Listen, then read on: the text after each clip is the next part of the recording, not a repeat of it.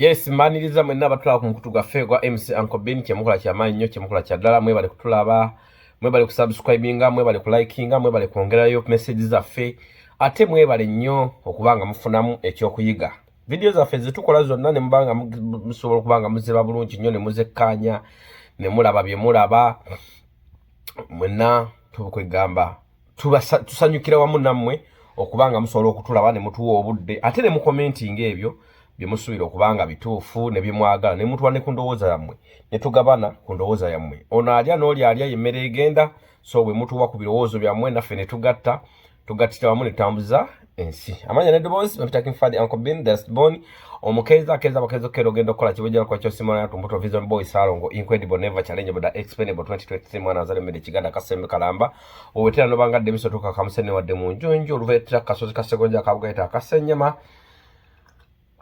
ebuziwera nokkirire bw'omugenzi Kamanyo eyafane babinza olumbe nga 18 Desemba mayange wa muzipisula leketina obangadde muzirando watire embizi totuuka ewa mujeke woyambukira kaloli totuuka mu kakumba yasula amalibe yaggwamu kitanga nzaala yaggwamu anoga mwanyi we yalwala obulwadde bw'ensawo abaana ffe tumulabirira banzika kuba erive kampala de Kampala banteekawo mbamba alaba bulungi nnyo ddala ng'era ndi mu nsi ya Canada North America nayingira mu gwamunaana Kachikulume omwaka oguwedde 2023 mukama yanzulirawo oluggi kwegamba abaali bannesunze ne mbayita maganya gengalo muyiya akapya erinnya lyange ery'ekikampitibwa Kawooya ndi mutawani gwa Kakumba muzzukulu Elifazi Kimige muzzukulu Ezekiel Malinde Mukasa muzzukulu Ezekiel Bagenda Gayi muzzukulu wa Winyi muzzukulu wa Kalute ngava mu nnyumba ya Kakumba atudde ku mutala si atudde mu musajja Ssaabasajja ery'essingo ku mutala gwe bayita Kasebwembe ate nga nva mu lujja lwa Elifazi Kibirige agalamidde mu Ssingo ku mutala Kasebwembe nga nva mu lunyiriri lwa Kalute ebusere nga nva mu mutuba gwa Munzi Mawokota wali ejjeza Mawokota jeza ba Mawokota ba Ssingo ndoza naye abasingo ngenda kubuuzaako nga nva mu musiga lya Kawooya bakazi lwendo Semandwa atudde ebumpenje ababusiro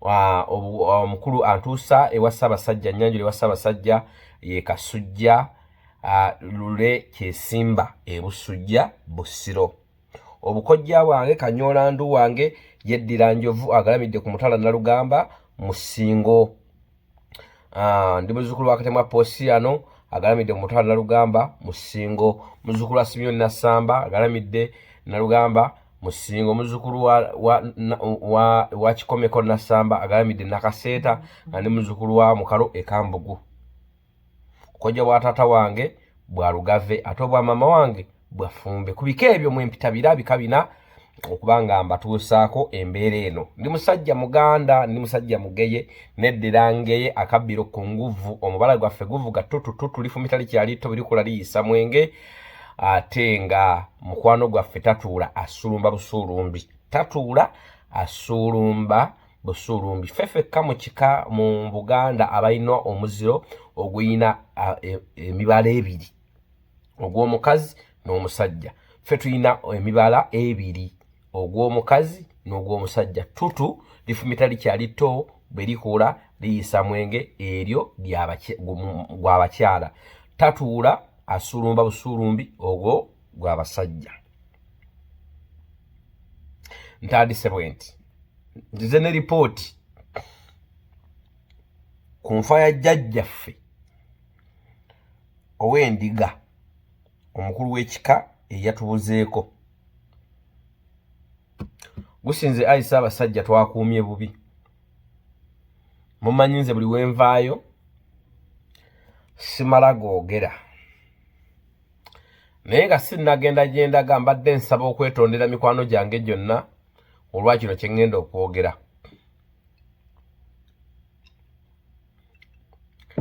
bw'oba omanyi nti oli mukwano gwange ng'olina essimu yange please stop toddamu kunsindikira video za mukulu Bugingo bw'oba omanyi nti olina essimu yange ennamba yange stop toddamu kunsindikira essimu ya mukulu Bugingo video za mukulu Bugingo Ekyokubiri, bw'oba onsirikira video zo n'ebifaananyi biki nkwegayiridde toteekako nti kitaawo wuuno bannange Bugingo si yanzaala. Ekintu ekyo kintu kyalinga nnyo kinyiga. Oli n'akwata essimu ye n'ateekako ka video oba oli yabadde ku kituuti n'ayogera kino laba kitaawo. Please, it's not my dad. It's not my dad. Bugingo is not my dad. Gwe naddamu okumpeereza ebividiyo byammwe ebifaananyi byammwe laba kitaawo si kitange. Kitange ye Kakumba Jackson.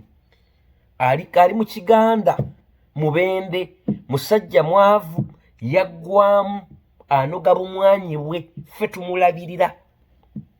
Yazirina essente empitirivu ne zigwenda zaggwawo bamuyitanga boss Kakumba zaggwawo. Bugingo si taata wange. Mama wange yafa 2007 tamumanyi n'ekifaananyi takimanyi n'erinnya nze Ayogede n'erinnya bwe ndyogera yamala ddifuna nga nze Ayogede lya mama wange Nasozi Mmire omulungi awummule mirembe. Mukulu Bugingo talina muntu wange gwe yali alabyeko okuggyako nze twesinkana mu kibuga ffe nange nsi etubunza. Temuddamu kunsindikira video ne mugamba bulaba si kitange. Temulina video ze munsindikira laba ono nedda. Nze simuwuliriza. Nze siwuliriza muntu ateewa kitiibwa. Siwuliriza muntu avuma abantu. Basiba abantu naye tebasiba abavuma abantu ye tebamukwatako. Siwuliriza muntu alaba pornography. Siwuliriza muntu ayinza kudda ku kituuti n'ageraganya obwerere bwa Nikolo n'agamba obukulu n'abugeregeranya omuntu omukulu yazaala n'abaana abawala n'agamba nti ekibbo kikulu alaga nti yali oba abaddeko n'abaana bato abaawula abakulu n'abato simanyi. Temuddamu kunteekako kintu ekyo. We touch me muntu kyalinga for mentally. Muntu kyalinga for mentally.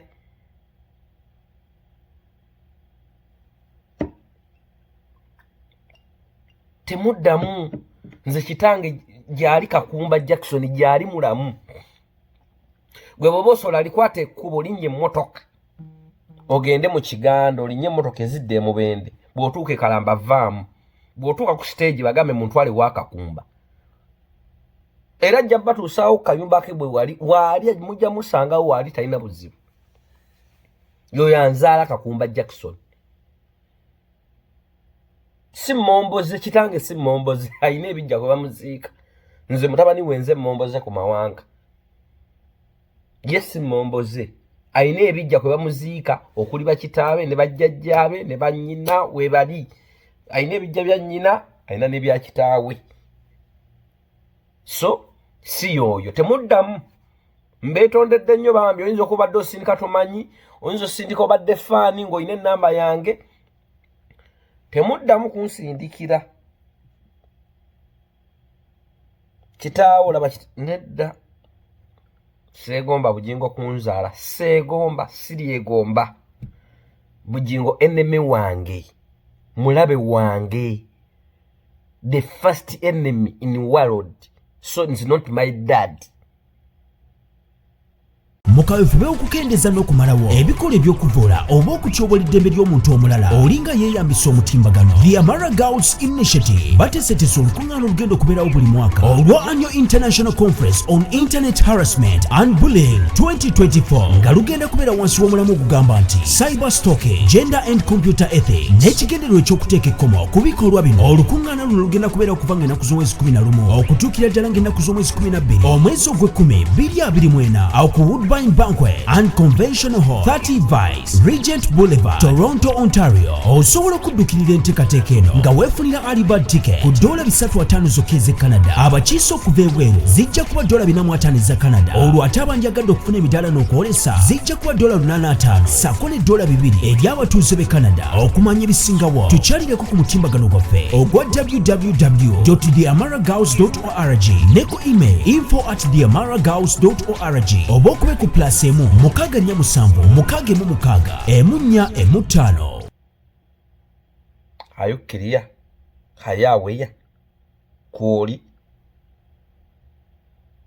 please be alone sima omuzungu agamba pule temuddamu by the way kinnuma onakusindikira kano onakusindikira esimu ogenda olaba ekuwoninga kujjula ogenda okukebera bino biki oli gye yavudde nabadde ndi awo nga nsindikira ng'avuma Nambooze nengamba nabimanyiira olabadde ndi awo munda nansindikira ng'ayogera ku Nikolo nga bwe yalina olubba olukulu ng'agereegerenya omwana omuwala kati omuntu omukulu omuntu omulyo w'emyoyo azadde abaana abawala omwana ayinza okuba yali asindikidde boyfriend we bifaananyi boyfriend n'abita omwana n'agenda mu depression bw'awulira nga n'omukulu yandimuzizaamu amaanyi adisikasinga nti omwana mukulu nnyo ekibbo kikulu nnyo kuba kati omusuba omulamba bwe weetegereza ebitundu bya Nikolo n'ofuna obudde weetegereza omanye nti obyawule ndoza okwata n'akati n'oyawula nti kino kikulu kino olina kuobi simanyi obwo so anse badde ekikundi ebadde bweti issue temuddamu kinsindikira temuddamu kunsindikira video ze n'ekyokubiri temuddamu kugamba nti kitaawo oyo kinnuma nga nawe bw'oyinza okubeera ngaawo ng'oli musajja musiraamu oli najja nagamba nsaliraako embizi nga bw'owulira bw'aba akujooze nga bw'oyinza okubafaaza oli nagamba jangu wano mu ssabo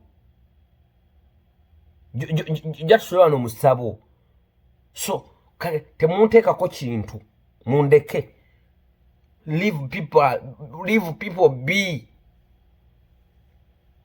agala bamwannyinaze Nakangubi naye bwe ndikizula nti Nakangubi teweddirange wali ku interview wali ne gundi the final ani ono yani ono the final wadda final n'ogamba nti gwe Nakitto weddirange neke ndikizula nga toli wange ye Nakangubi kubanga nze abengeye mbawa respect owengeye yenna mmanyi talemererwa aba great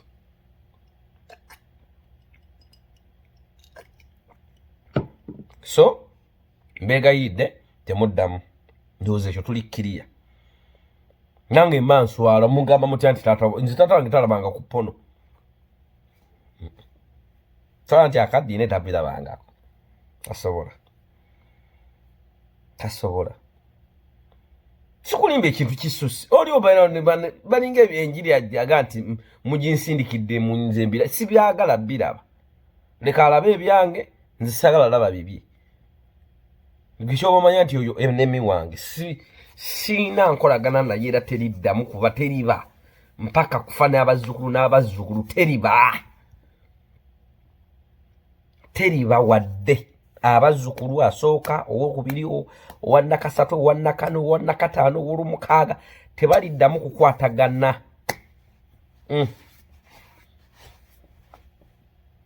nga Muhammad sallallahu alaihi wasallam bw'atalirokoka najja naga nti kakati ndokose munjatuza obulokole mumbatize kiwe kitalibaawo nange so temuddamu kunsindikira mbadde mpitiddeyo ki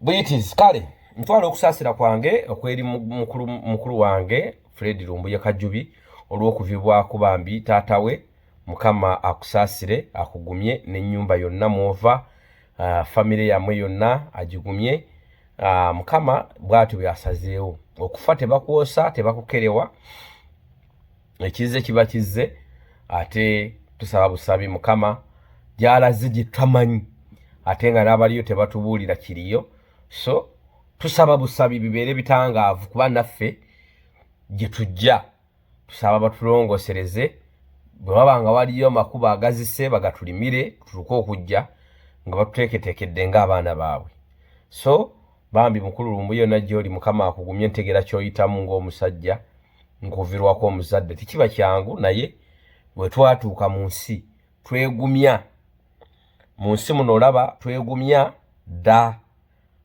bantu batusanga ne bakugamba bbiini biki ng'oli mugumu twegumya dda twamanyirawo nti tuli bannaku from day one ne twegumya. So kati tulina okuguma ate mu lutalo omujaasi bwagwa gwakyayina amaanyi omwetikka n'otambula. Bw'aba tosobodde mwetikka osigala okuba muntu. So mukulu wange Lumbuye Fred Kajubi nkusaasiddeko nnyo munnange, nkusaasiridde ddala ddala. Obubaka obwo ate ne mukyale waffe gyenva mu Kiganda twafiiriddwa muwala wa John eyonge gye bazaala mukulu Kawuki owa Buganda waffe mu Kiganda eyo ng'agenda Nyanzi Nakiganda nga Nakiganda Kabimba bwotyo nayo twafiiriddwayo bambi mbakolaki mbagumya bambi mu Kiganda eyo Nakasebwembe Kalamba muteekako YouTube channel eno ne muteeka ku TV ne mulaba ku mwana we waka abalasobodde okulaba ne balaba abalina ku TV ne mulaba batagirina ne muyita ne mugende babagirina nawo ne mulaba. So mwebale nnyo, mwebalire ddala.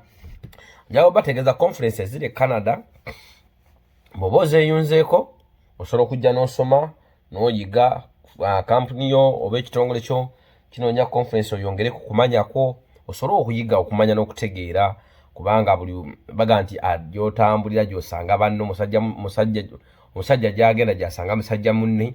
Buli wojja mu conference nga zino n'osoma bw'oba olina organization ye Kampala obawa n'oddayo ng'ofunye osase emikwano n'oddayo oba n'oyiga ne mukwatagana ensonga ne zitambula bulungi. Conference ziriyo tulinayo mu Gwokusatu etuuse y'omu Gwokusatu mpozi ng'olina visa yo oba ojja kujja osome ya Girl Child Empowerment eya Madamu Daphne ate eya mwezi ogwokutaano ya mental health. So nayo weeri ya mental health ate mwezi ogw'omunaana waliyo conference nyingi nyaawo waliwo eya NUP waliyo conference gwa mukaaga tudda mu gwa mukaaga awo mu gw'omukaaga waliwo conference ya climate change ejja kubaayo mu gw'omukaaga ejja kuba massive nnyo solo gyekwata. Waliyo eya NUP ya August wali ya mukulukulisi weeri eya human rights and rule weeri waliyo ey'abasawo eya amalwalaba wano international conference the new Canadian conference egenda kuba bagita international medical conference bagita international medical conference ejja kubeerayo mu December ndowooza eyo ya December ya international conference ejja kuba mu December ate it is December 28 paka ku 3 June ejja kuba mu June is not December ejja kubeerayo mu June tandika nga 28 mpaka nga 3 bagita international medical international empowerment conference on the health care and medical sector bagita international empowerment conference on health and the medical care. Yes ejja kubaayo nayo osobola gyekwata neno otambula mukwano gwange. Ate conference omwezi ogw'ekkumi tugenda kubeera ne conference ya cyberbullying okubeera nga okukozesa obubi omutimbagano nayo gyekwate. So tuzisaamu wano gwe bw'ojja mu inbox yange nenkuwa conference eyo nenjikuteerako nosobola okuba nga okolaki ng'ogikwasaganya bulungi nnyo ddala ddala. Ngamba bugambi nja conference ya mwezi weegutinze nga nkuwa ng'ate otetenkanya embeera nga bw'erina okuba ng'ekolaki ng'etambula. Nkuwa nnamba ya mutegesi n'omunnyonnyola gwani oli kitongole ki n'obeera nga mukolaki nga mutegeeragana.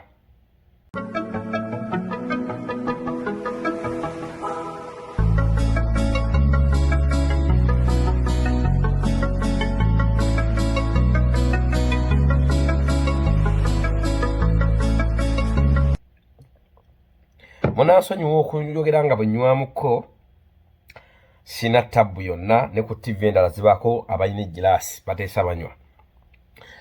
Nga tuvuddeyo gwayagala okukola ssente ku mutimbagano ojja genda ku www.d-flax.com www.d-flax.com ojja kuba ate oliga engeri bakolamu sente ku mutimbagano. Teeka mugenda ku Google oba ku laptop yo ku computer ku tab yo oteekemu www.d-flax.com oberenga ekintu okikwasaganya nga kiri massive. Naye temwerabira omwezi gwa mukaaga naku z'omwezi nga lumu mwe nabali Canada abali ludda wango oyagala twegattako tugenda kujja kuza abajulizi ba Uganda batukuvu wano ku Uganda Mothers Church ey'Abakatuliki eri waneeno North Yoko gye tugenda okubeera ennaku z'omwezi nga lumu. So jangu tweyungeko tujaguze ate tugenda okuyingira mu kulamaga wamanga ekintu naffe eno tukikwasaganyiza bulungi nnyo ddala. Naye nga mwenda teweerabira nga mwenda abali Canada tugenda kubeera naki tugenda kubeerawo ne Mothers Union oba abakyala abeegattira mu kibira ky'Abakatuliki abakyala Abakatuliki n'oba toli mu Katuliki jangu otwegatteko ate tubeere nga tusanyukira wamu after conference y'abakyala yabwerere byabwerere nga abakyala mujje nawe yakadde Canada jangu obeere mutomanya mufunire omukisa n'okuyigiza kino n'oyiga kino n'okwatagana okuba n'omukwano kikulu jangu era tugenda kubeera ku Uganda Mothers Church.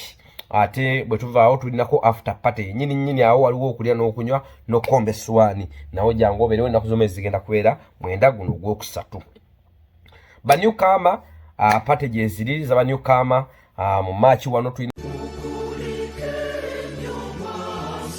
the Catholic community of St. Andrew's Church Toronto tukunga abantu ba Katonda mwenna okubawo nga tujaguza olunaku lw'abajulizi ba Uganda abatuukire nga lumu ogw'omukaaga 2024 ku St. Andrew's Roman Catholic Church 25 Kipling Avenue. Misa ya kutandika essaawa 8 oluvannyuma tugende ku kijjulo makeke tukube ennoga tuyiikirwe amanzaali n'okusanyusibwa okw'enjawulo mu ngeri y'emu.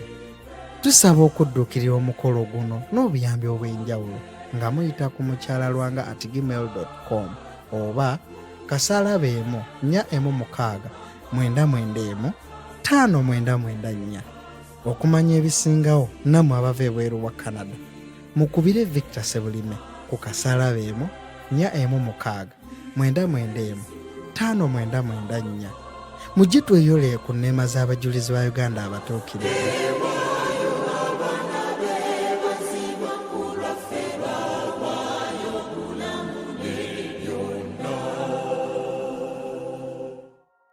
Now DJ Baleti tagi tuleetedde DJ Baleti endongo kakongolero kasinda kasigu sigula bisinde kannamazina boboli Canada fune namba yange ya WhatsApp oberengo nkonako ngambe kiri kitya mwetegeke abagala ale tiketi ate kadanke yabanyu kama yabwerere ne bucket night $3 ngofuna bucket night byakunywa na kunywa kubulira bubi ate ndimo kuteeseganya n'abategesi batere kusepiki yenkoko nga anywedde nnyo obutaka thubu ng'obutako wali ukathupu boboli Canada bobatoli Canada munange bolijja oli binyumirwa munkuliseeyo ko mu Bana Boy twabadde mu Scotia Arena nga tunyumirwa obulamu nga butambula nga bwe nabubala Bana Boy yatukubya omuziki. Okay nkomyewo senga nkutumiddeko nnyo omwana owengo n'omwana owengeye senga basenga ababiri mbatumiddeko nnyo senga ne Kapteni Martini Kibuko Mumbale nkutumiddeko nnyo taata ogamba oti eyo. Happy birthday Senga Sidi. Happy birthday dear Senga. Happy birthday Senga Senga. Happy birthday dear Senga. Happy birthday Senga Sidi. Obwezezza emyaka 22 mugenda wakana ana munfiire ku munnange ndako munnange munvireko nkomyewo ku kufa kwa Jjaja ffe ripoti yange eriwa anyeze nkomwanya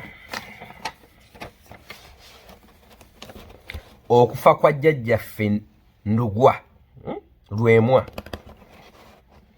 w'ekika ky'endiga. Njagala tugende mpola mpola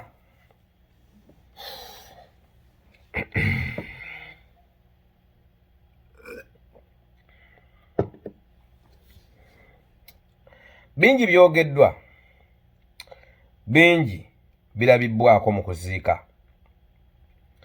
Kiwaji nagoba abasajja baati batemu abatemula jjajjaffe Lweemwa baali babiri ku ppiki nembagoba ne bagwa nenkwatako omu yali ajja emundu newagamira mu ppiki okunkuba amasasi. Omu yali adduka ne bamukwata. Ne tufunawo version ey'okubiri nti ow'okusatu naye bamukutte. Naye mu kulaba kwange omuntu ono yagoba omuntu ono okukwata omuntu ono yekka yaawa obujulizi. So baba yamugoba n'amukwatira somewhere walina okuba nga yamukwatira walina obawa abantu. Naye tetumanyi lwaki nti omwami ono yekka yali mu kamera yaawa obujulizi. Twandifunye ku bantu abawere 10 nga bagamba bwe twalaba agoba n'akuba eŋŋombe ne tujja ne tudduka ne tugoba. Tetulaba. Awo nga tuvuddewo najja yedifending nga naganze saagwe nakwata saamukuba nalwana bulwanyi naye abantu najja omukuba ne mutaasa nga nteekayo omugongo baleme mmukuba kumutta. Era nze gwe nakwata gwe batatta.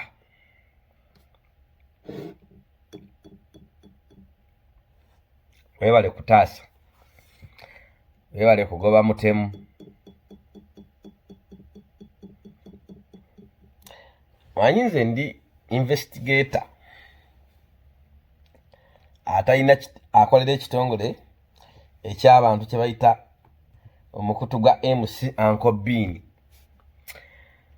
Ndi investigator. Omwami ono sigenda muteekako musango wadde bw'ojja mu ofisi yaffe aba investigator. Nsooka ne ntunuulira boda gy'ovuga ne ndaba n'omubiri gwo nenfaanana ne w'ovugira. Ndaba boda gy'ovuga omubiri gwo bwe gufaanana ne stage w'ovugira. Nendaba n'abakuliraanyi nendaba ennyirira gye babeeramu ng'aba boda. Sijja kuteekako musango watukwatira omutemu.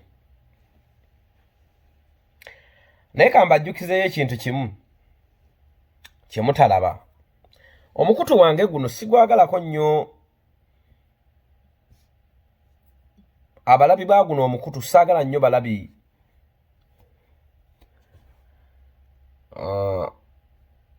Saagala nnyo balabi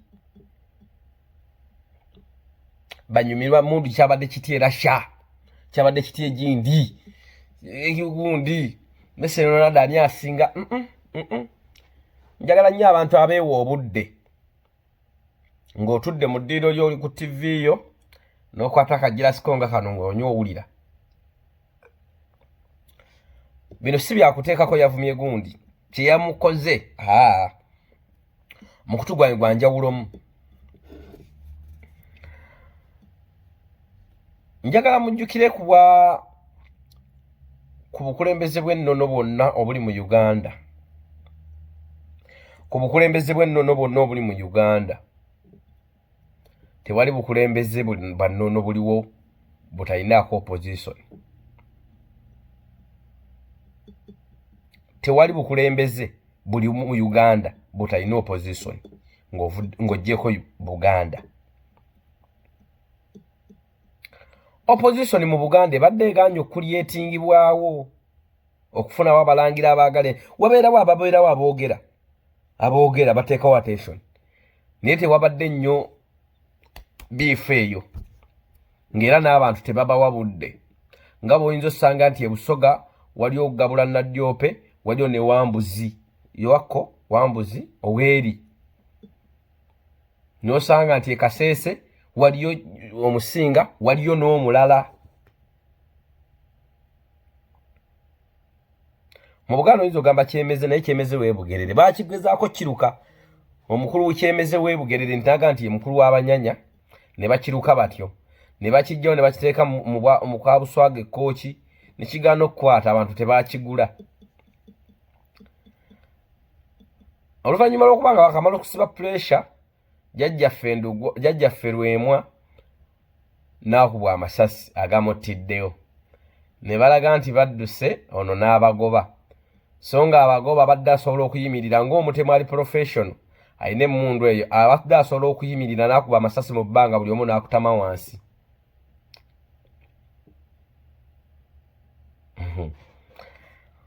eyagoba tetumuteekako musango, just investigation nti omutemu oyo aba mutemu aba mukugu. Bwaba mukugu tibeeza nti agamba enkwata no bajja kungoba ne bobongoba nsobola okuyimirira essasi limu bwe nnyimirira bwe nti nendikuba mugwa wansi ne bobongoba ogamba agantunuzaamu. Kuba bwe yamala okukuba simanyi oba emmundu yagizaawo mu nsawo. Abasobola okukwata omutemu oyo nga bamuteeka kabangali nga bamaze obbakuba, tewali yaleeta vidiyo ng'abantu abo babakuba. Setugambye nti tebabakuba, babakuba. Naye tewali abantu nga boga nti abantu babayiikira ne babakubawo kifuuyifuuyi. Naye vidiyo yafuluma bali kabangali. Tetumanyi oba poliisi yadduka amangu ago ne bajjayo nga bakyali awo nga tebannabakwatayo vidiyo nga bali ku ttaka. Awo si we tulaga.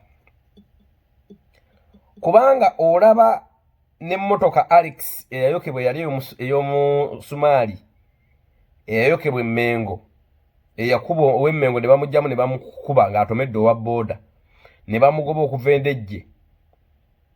Ndejje University yatomerera awo ne bamukkiriza Emmengo, yali ayambuka wali alinnyalinnya. Vidiyo ezo bamukwatira mu kkubo, baakuba motoka, vidiyo ne zikwata kuba emmotoka zaali ziyitawo. Naye kati awo wonna abantu abaagobye ne bagira, tewali yajjayo simu ng'emiggo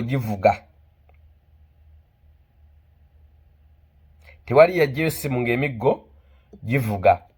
Ekibuuzo, olw'okuba omukulu omutaka ono nti abadde n'omusango mu kkooti ya Kiseko era gwasalwa, ne kireetebwa nti nno eyamusse yabadde yeddira ndiga. Ekibuuzo, omukulu emmundu yagiggyeewa? Kati omutemu ono gwe baatulaze ku kifaananyi ye yafudde oba ye mulamu?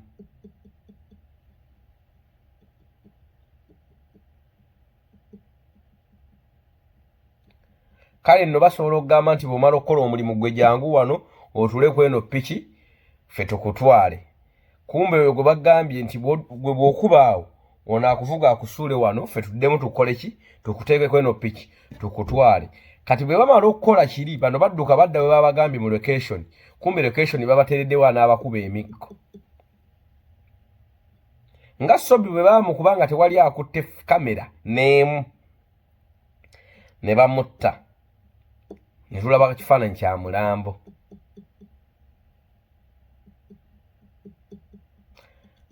Toveeyo. Just nja kubuulyako abantu abali investigation mu bwongo bwabwe, ba investigate. Kubanga wandibaddewo ebibuuzo bingi, naye bw'abanga wandiga yasse, basobola omuwa ddiiru naye nga ajja ovuga ono. Era kiyinza okuba nga baga nti abadde avuga booda. Ne bamuga ajja ovuga ono, tuvuga abantu bulijjo. Ng'ate ne gwovuga omanyi nti musirikale. Kuba nali nvuzeeko booda. Onyaga nti ovuga nogamba oyo namuvuganga mu COVID, namuvuganga wano naye nga tuyitawo oyo majje mugagga wange. Era bakwata piki yange nkubira oyo. Kati bayinza omuwa omulimu oguvuga wano biki nti ono omuntu mukyamu nga naye gwagenda okukuba tebamumanyi ne bamala ne bakuba ono ne bamutta. Piki bagiraga ng'egudde mu kiwagi. Ekibuuzo, piki emmundu yali agikwatidde wano oba wano? Bwe yamala okukuba amasasi bamaze omumugoba n'afuna obudde obuzze egundi mu nsawo, emmundu mu nsawo. Bibuuzo bingi. Naye mumanye tewali bwakabaka mu Uganda butalina opposition. Empange enteeketeeke bubeere disorganized, abantu baleme obukwataganiramu, buli omu abeeko n'ekiwayi. Nga bw'olaba obusiraamu nti bulina ekibuli, bulina Kampala mukadde. Lwakuba nti bo beegatta, bwe bamaali ya busiraamu ng'egenda beegattira wamu. Kyekyenjawulo. Kati baagala bakolewo ekyo. Nga bwe wasanga ababooda balinayo ono, balina kafeera atanansi balinayo ono. So, obukulembeze bw'ennono mu Uganda obadde tebulina nnyo opposition. Bwakabaka yalema okukuliyetingibwawo. Basibye muganda waffe pressure eyavvoola kabaka, naye ndaba amaloboozi mu kkooti omuli Frank abawo naye nze ndi munankole naye njaga nnyo kabaka mwagala nnyo. Nze simanyiyo omuntu ayagala kabaka nga tayagala bwakabaka bwe.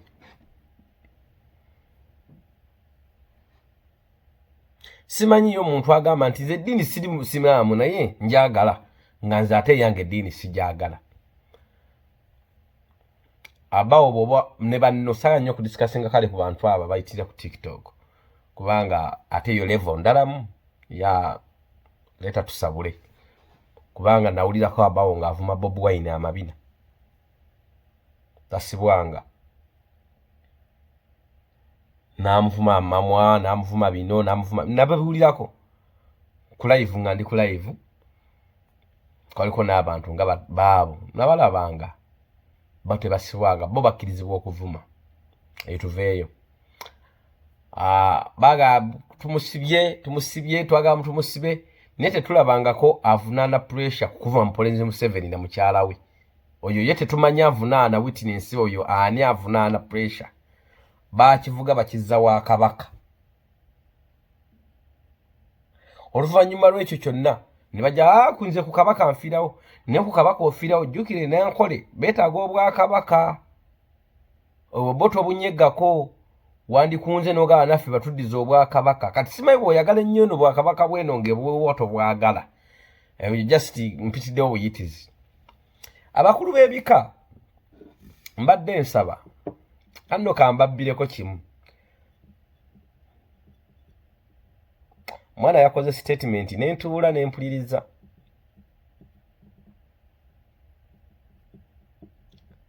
n'agamba nti mutemu yazze Jjaja n'agamba nti ai Yesu. Abakulu b'ebika nze ndi muzzukulu wammwe sibalaba mu kamwa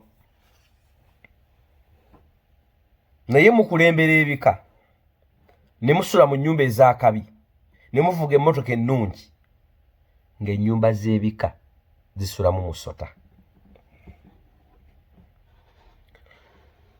Mukulembera ebika noga nti ndi wangeye anje nsula gindi nnyumba matiribona nenge ennyumba eziri ku bika awali ensibuko y'ekika noga nti ebusujja bw'ogenda ku nnyumba ey'ebusujja nga musulamu bisota na bikere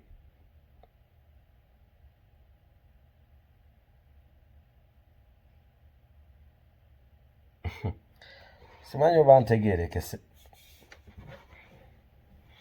Bajjajjaffe abakulu b'obusolya b'ebika mukulembera ebika ne musula bulungi bwe muti naye ennyumba ey'okukika nga musulamu bikere misota mese nga toyinza nakukwata mukolo n'ogukolera ku kikaawo n'ogukolera ku kika. Abakulu b'ebika ettaka lyonna ery'ebika mulitunze.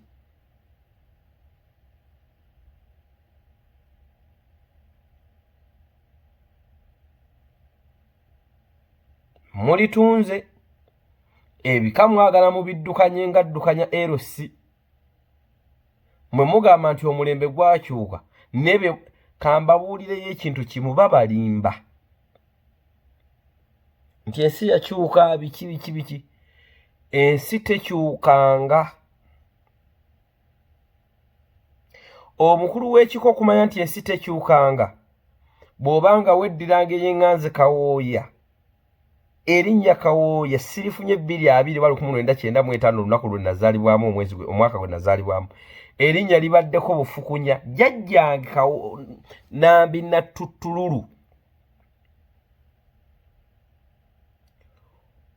azaalibwa Bumpenje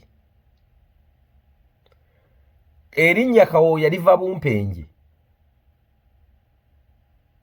Nambi Natutululu yaliwo mukazi wa Kabaka Kintu kitegeeza erinnya Kawooya lyakola ki lyaliwo. Okumanya ebintu tebikyukanga n'erinnya sirikyusanga tetufunangayo pya ne tugamba lino tuliguze nti ye Mark Donald lino lyabangeye ekyo tetulikyusanga tetukyusanga mu njabya nnyimbe,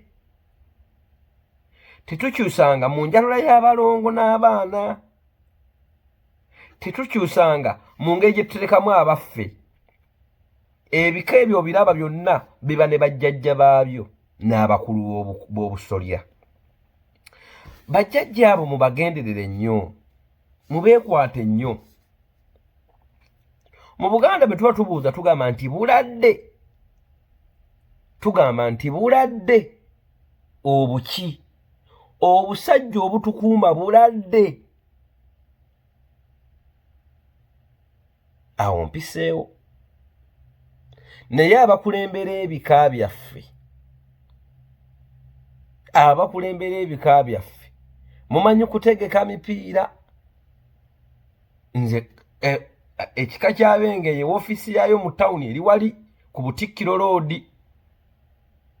Kino kiddali Namirembe ku kyaki kino ekikkirira nga wali ka police station awo wansi nyumba weeri ndoza baatuwana buwi, mulimu obutebe bwa plastika nga 3.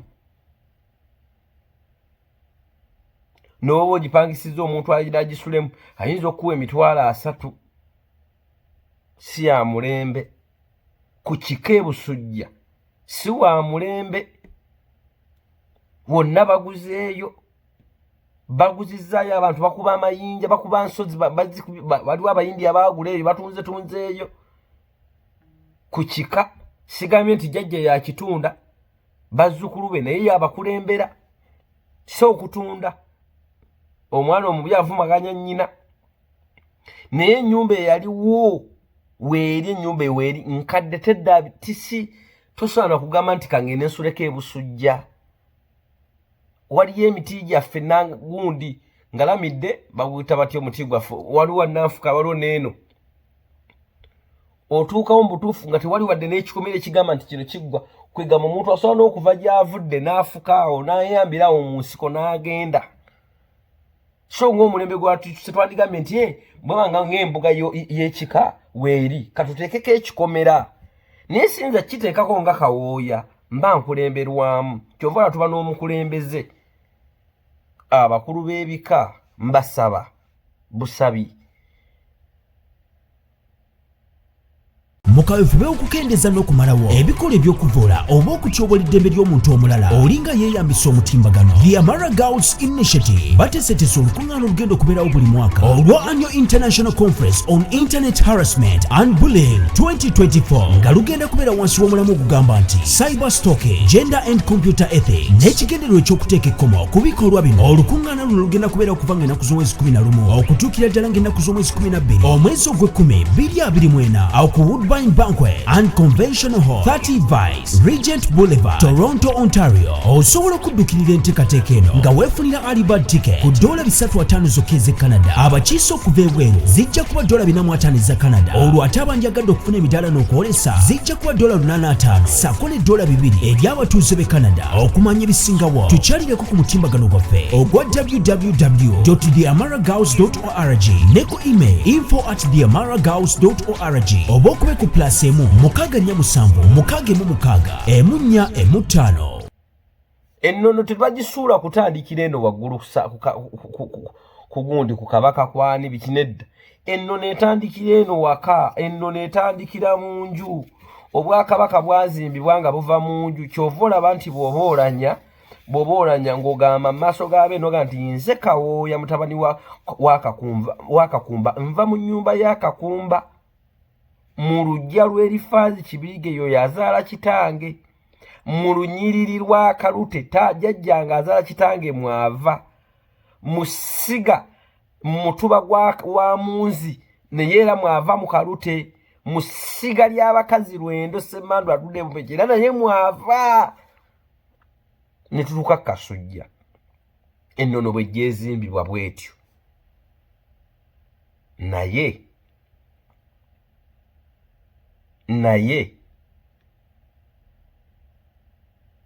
mwagadde okufuna amangu, mwagadde okukola ki? Ssekkono tawaanyisibwa. Oguli ewa munno tegugobanga eri wuwo. oguli ewa munno tegugoba ngo eriwo.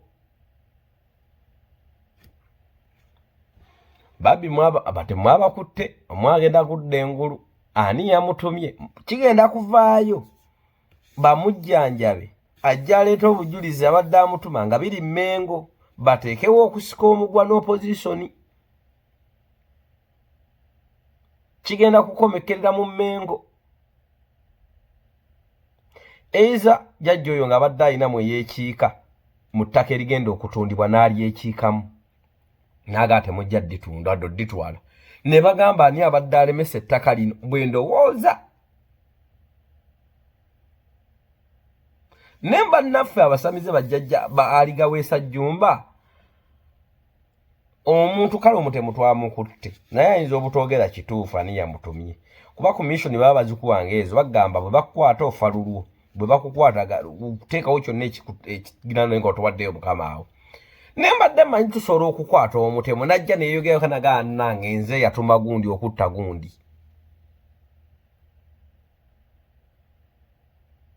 Ekyo kye bayita amaanyi.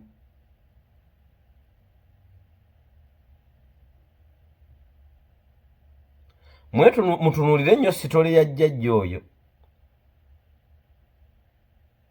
egenda etyo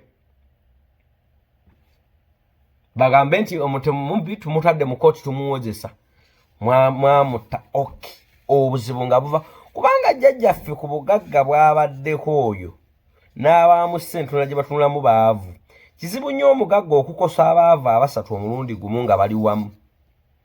Omugagga akosa omwavu omu nga bw'olaba nti Bugingo yankosa omu bakosa n'abalala naye kizibu okukwatagana nga tugende tumutte ye mundu mugijjewa.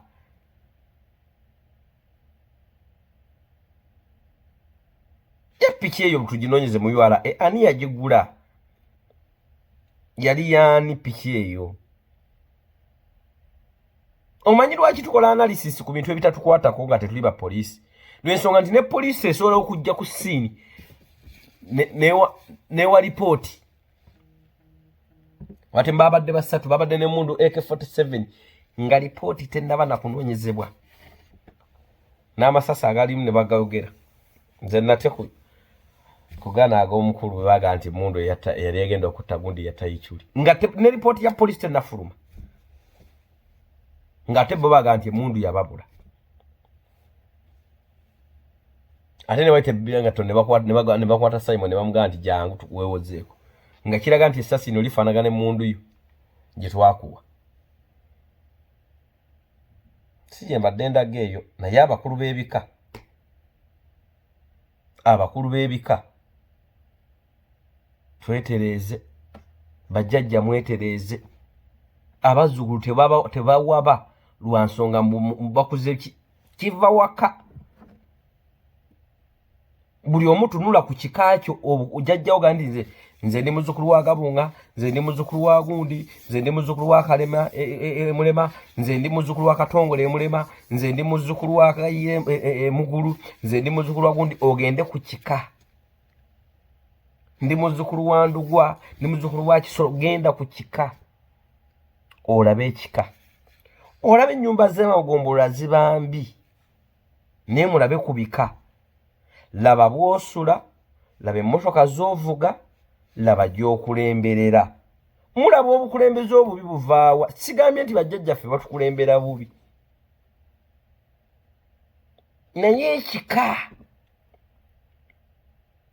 woofiisi gy'okulira mbi.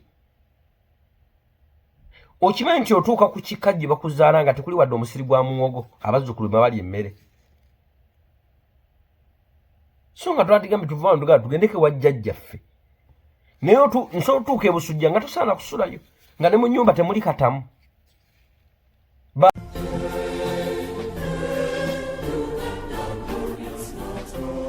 Wow. The Catholic community of St. Andrew's Church, Toronto, invites you all, people of God, to the annual feast of the Uganda Mothers Day scheduled for 1st June 2024 at St. Andrew's Roman Catholic Church, 2547 Kipling Avenue. Holy Mass will begin at 2 p.m.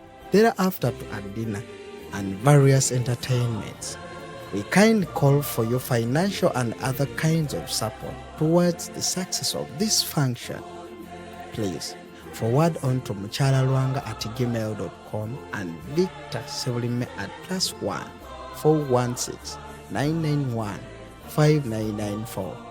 For more information and international pilgrims, please use the same contacts.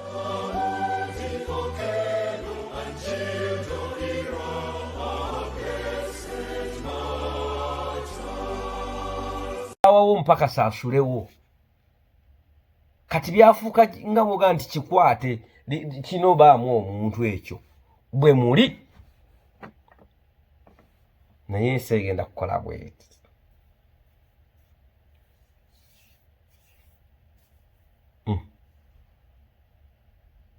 Egyo emiguwa gye mwesuubirako giti gigenda bazinga giti. Nze ndi mulanzi, nze ndi mulanzi.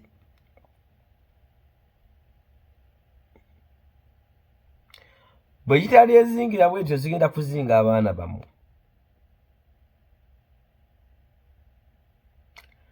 Nga temunnalulunkanira buvunaanyizibwa, musooke nga musome ku kigambo obuvunaanyizibwa bw'ogenda otwala kye butegeeza. Kino mbagamba nga muzzukulu wammwe. Bajjajjaffe nga tebannakuwa kifundikwa, twandibadde nga ne tutegeera kintu ekyo kitegeeza ki. Nga tebannakuwa mundu giteeka wano mu kiwato, otegeera ng'emmundu gye nkwata ebaamu amasasi ameka, egafulumya etya, eyina busagwa ki, ngikozesa bbi. Omukulu w'ekika ojja otya noga nti babbye ettaka ly'ekika balimazeewo, ng'olina embuga, nga naffe tuba tujja okusaba emikisa n'obukuumi tujja ku kika, oŋŋambe nti abatuwa emikisa n'obukuumi tebasobola kwekuuma.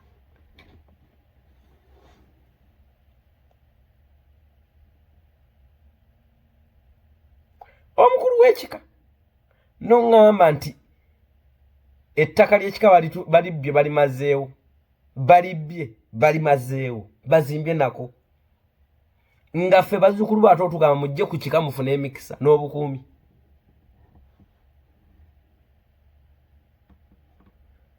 Ebifundikwa bye mulina bannyini byo basirifu balinga kansa.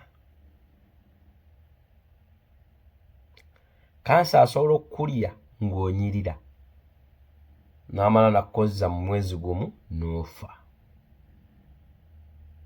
Naye bw'ofa tekitegeeza nti kansa aweddewo, ng'akwatayo omulala.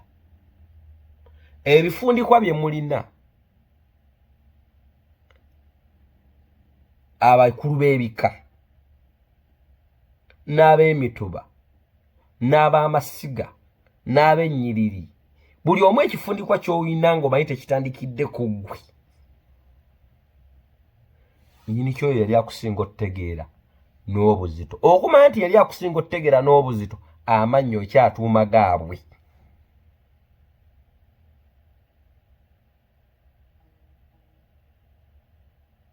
N'erinnya olina lyabwe. Mubeere bantu bakulu na bagezigezi. Muve mu bino eby'okutambulira mu bugombe.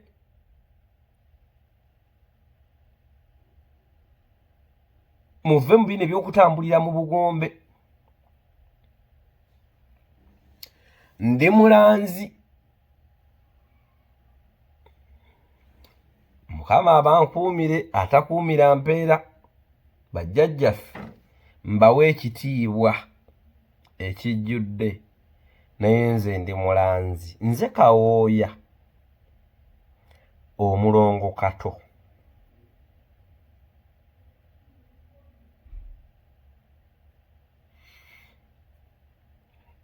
Nze ndaba bajjajjaffe muli mu nkata wakati, baabazingako dde enkata dda.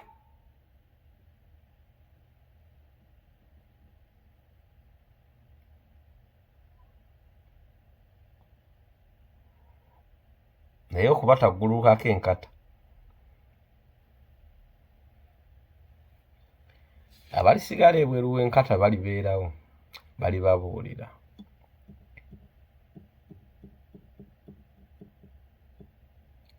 Bye byange pozi nga mulinayo ebirala, nze bye byange, bino byabakulumukko. Wamma bato bannange muninde ku TikTok, naye bino byabakulumukko. Nze Kawooya omulongo Kato, Kawooya Musoke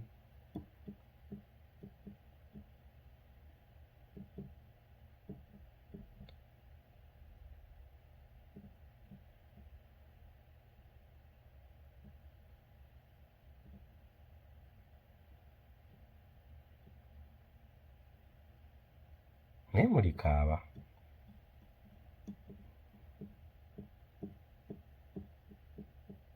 Maziga tegaligwanga ku baŋŋanda zammwe, n'ebyewuunyo tebirigwanga ku mikwano gyammwe.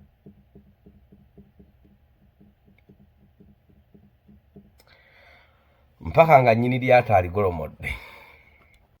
Are you an African living in the diaspora, America, Canada, UK, Australia and Germany? You're still working 2 to 3 jobs, working long hours, overtime, weekends and holidays, no time to spend with your family? It is time to take charge of your life. Introducing online business. Work from home or anywhere in the world. Spend time with your loved ones as well as working at the comfort of your home. You don't need any experience. We have coaches to take you through step by step. Don't be skeptical. This business is legit. For more information, visit www.d-flax.com or WhatsApp or call on +1 925 214 3563. Online business. Are you an African living in the diaspora, America, Canada, UK, Australia and Germany? You're still working 2 to 3 jobs, working long hours, overtime, weekends and holidays, no time to spend with your family? It is time to take charge of your life. Introducing online business. Work from home or anywhere in the world. Spend time with your loved ones as well as working at the comfort of your home. You don't need any experience. We have coaches to take you through step by step. Don't be skeptical. This business is legit. For more information, visit www.d-flax.com or WhatsApp or call on +1 925 214 3563. Online business.